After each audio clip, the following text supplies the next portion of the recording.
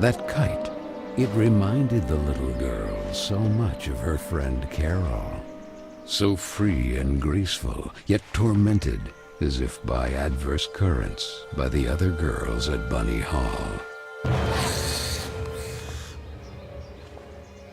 Oh, and who would you be? Have you perhaps seen a bespectacled bunny? Even the owl ignored her question and just stood there, staring at her, with those eyes, red like blood.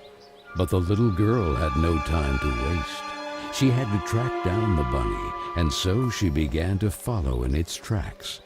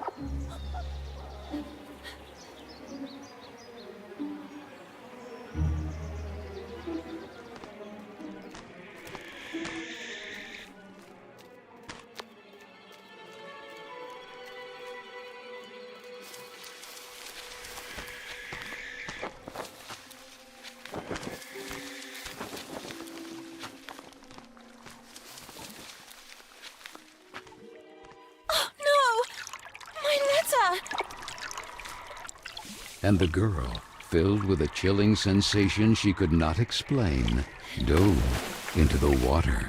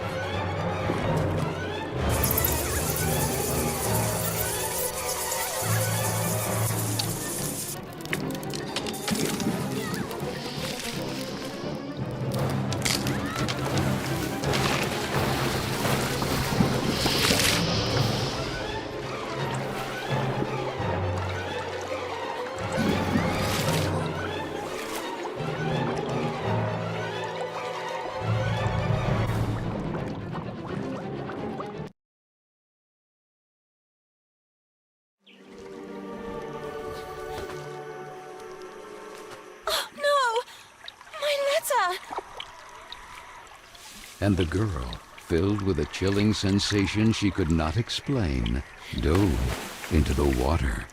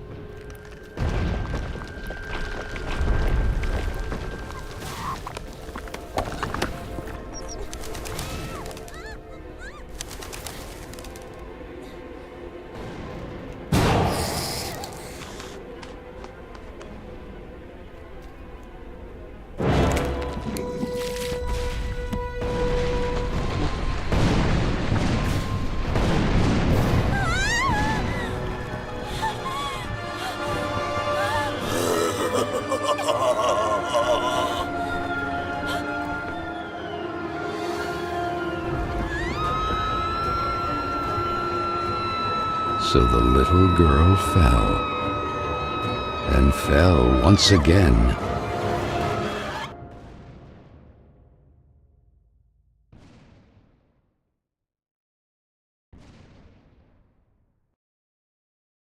And while the man with the tar hat stood grinning, her thoughts drifted to that mysterious figure in the window of Bunny Hall, who silently stood watching her as she was swallowed up in her abyss. And this is how our story begins. A letter, a roar, then a daring plunge, and a little girl, too small and inadequate for that world of ash, tar, and cold of which she was a part. Miss Benton, I am pleased to note that my voice is so soft that it encourages restful sleep in class. Would you be so kind as to share your wisdom on today's topic with your fellow classmates? There was a man made of tar, an owl, and a bunny with glasses. Such impertinence. Home economics, ladies' etiquette. Chapter 9. Be always beautiful, perfumed, and impeccable. All of you young women of today are privileged to witness the deeds of the great men of your era. The grand discoveries, the phenomenon of industrialization, progress. Soon you will be wives and then mothers of great men who will go down in history. And you, Miss Benton, make fun of it. This establishment, too, if events continue to transpire as hoped, will undergo important developments, and you will be the first to benefit from them. Why, ladies? A portion of Bunny Hall was conceded to a corporate collective in order to form a small branch, thereby taking advantage of the area's greatest resource, rabbits. This will not only bring new luster to the estate in this region, but also new jobs. Very good, Miss Vicky Trant. At the very least, Lana has grasped the rabbit matter. In this regard, our dear Frank reminds us that it is strictly forbidden to venture beyond the walls of the park. The disinfestation work will resume tonight after the strong winds of recent weeks. Remember not to be overwhelmed by the explosions. It's all perfectly normal. The soil is blasted with charges and the rabbits forced out of their burrows. Who did it? Lana! Miss Benton!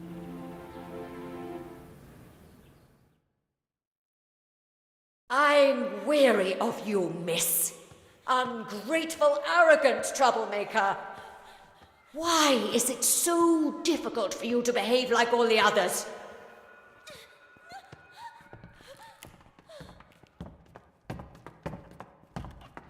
The clock is ticking furiously, and you are a woman now. Therefore, it is high time you learn to behave like one, or accept the consequences of your ridiculous transgressions. You will help Miss Mildred with the chores.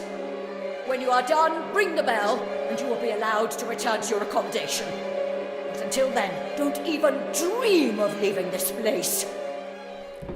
This, for the little girl, was now the norm, targeted by Vicky and the other girls, or simply scolded by the matrons of Bunny Hall, like Miss Hinman and her nauseating perfume.